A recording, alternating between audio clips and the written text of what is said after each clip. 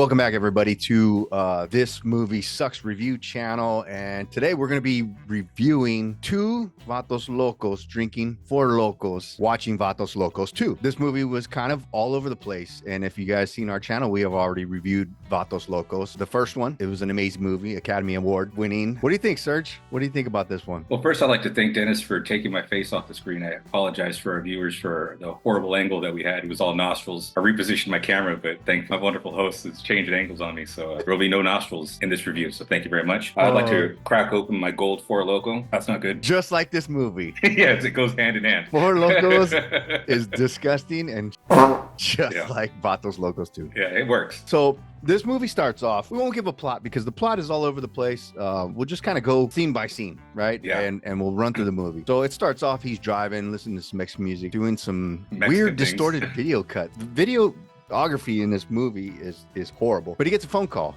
and it's Esteban from part one. His kid that he brought in that married his daughter. They're talking about a birthday party, trying to throw him a birthday party. He says, no, I don't want it. Cancel it. Tell everybody I said cancel it. Then he goes into his apartment where the kids are supposed to be at. And what happens then, sir?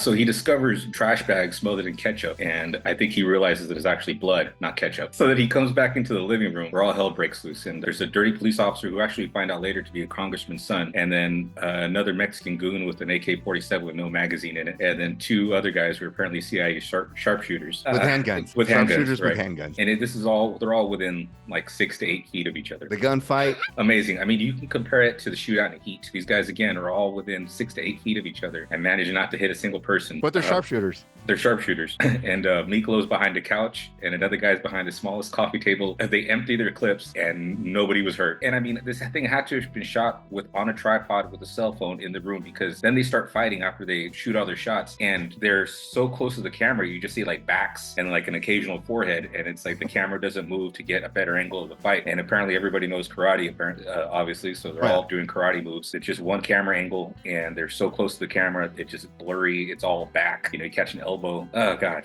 this movie, dude. Yeah. So yeah, when the guy he throws the guy down because he pulls up like John Wick, like he's gonna whoop some ass. Miklo does, and then he's fighting the guy, and he just throws him onto the couch, right? And apparently the guy's knocked out by getting thrown on the couch, and then he does the typical bad guy move, like, oh, I'm not knocked out, I'm gonna get you. So he gets up, he got hit with something, and then he gets knocked out again. It might have been the popcorn machine in the background. After this happens, it's 2 days later. 2 days later, dude. 2 days. And he's getting chased by the cops. No explanation. He's just on a high-speed chase 2 days later. This. And he's wearing the same shirt from that shootout that he had where he found his dead kids. I don't know if you noticed this as well, but the police cars are screeching while they're sliding on sand. I noticed that the sound effects were extremely horrible. Like you can hear the tires going, but they're on dirt. And then he's trying to strike a deal while he's getting chased. And then they end up catching up to him, arrest him. And did you notice how bad the wind was hitting the microphone? Yeah.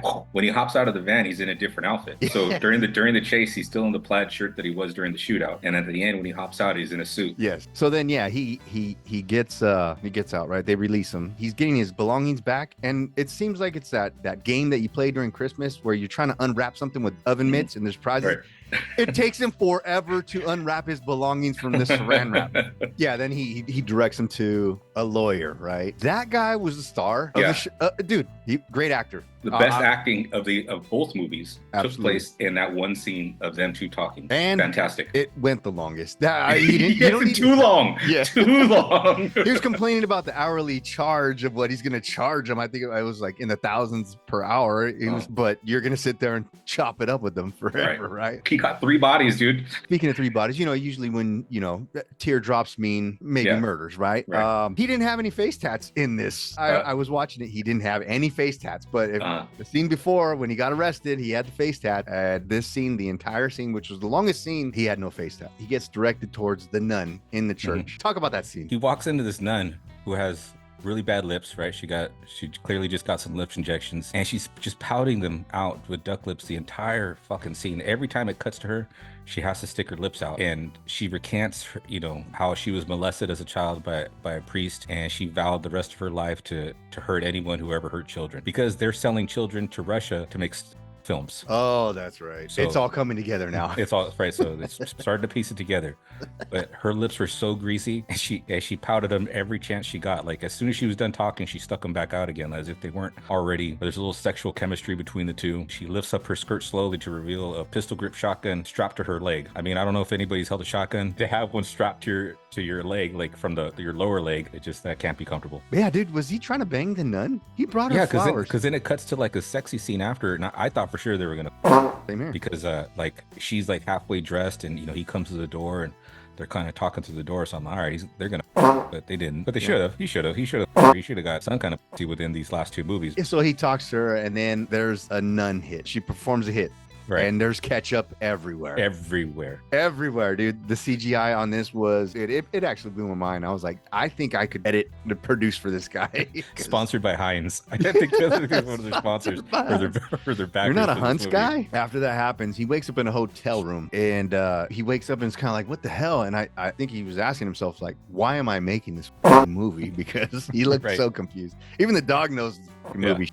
This little dog that he got. I think this movie was full of too much dialogue where there should have been some more action scenes with ketchup. So he goes and visits this guy, Rudy. He has a couple cholas there in his house. All I heard was where she grabs her boobs and then she shoots in the air. Whoever lives above him is probably dead because she fucking fired shots in this apartment ceiling. And then what's her famous line? My favorite line of any movie in the history of movies. I've been saying it to myself. I've been saying it randomly at home. No pussy for 10 years. Dude, there's racial undertones. Oh my God! All through the movie. Honestly, they're not even undertones, dude. He straight up blatantly call him. Yes. Like, a lot of the Mexican racism that he's got the other characters saying are hilarious. I think that's probably the realest part of this movie is the racism that Hispanics have towards Asians. Then he's on the beach.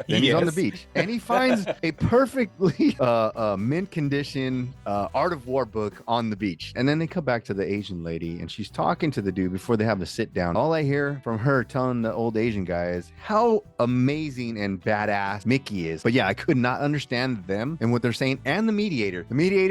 I think he's German. You can't understand a fucking word that he said. Back to face tat. Instead of teardrops, he had two lines. They look like two L's. Yeah, it's like, fuck it, we got to get to the scene.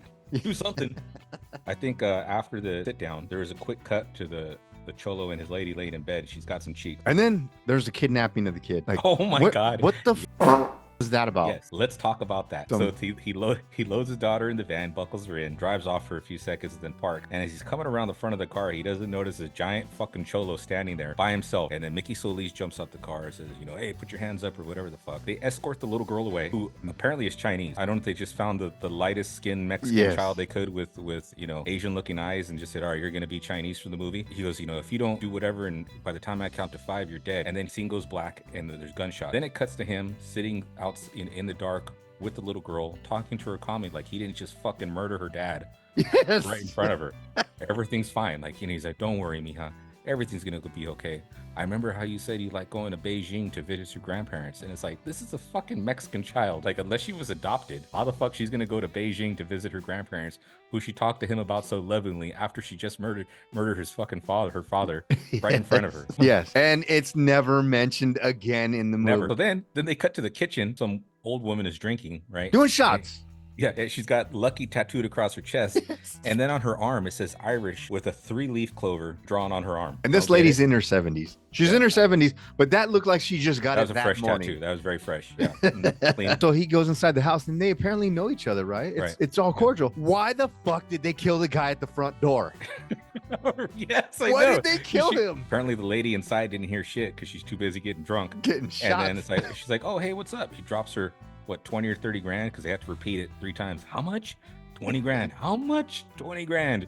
And then he ships her off to wherever the fuck she needs to go for some odd reason. Apparently his mom's Irish, but she looked like an old Mexican woman. She was wearing the Mexican apron and everything, dude. Right. She was ready. I think she was probably making tortillas. How about the cops in the car? And what's he getting, dude? The worst blowjob in the history of blowjobs. You can hear it. She pops up. He goes, hold on, stop, bitch. He goes, there goes Miki Solis's car. And then I'm gonna go get him. She goes, is that more important than getting head? And then she goes, Hey, where's my C-note? The cop gets out, and when he's talking to the cholos, that's a voiceover. I thought the Asian dude in part one, Wu King, I thought he had a voiceover, but then after watching it back, I was like, no, he didn't. This cop has it's horrendous, dude. And then the cops get smoked. he sends that chola bitch, go sex him up, go do something. Then it cuts to they go to the house to go kill Wuhan. And it's filmed in somebody Steele's house, who's proud of his spiral staircase, dude. That the craftsmanship, that's what I wanted to comment on, dude. Oh my god, I'm gonna put it in there, but it looked like somebody Steele just fucking had a bunch of his fucking brothers come over and fucking put that spiral staircase. There's so many walls and corners and nooks and crannies in this fucking house. Like, definitely not regulation, dude.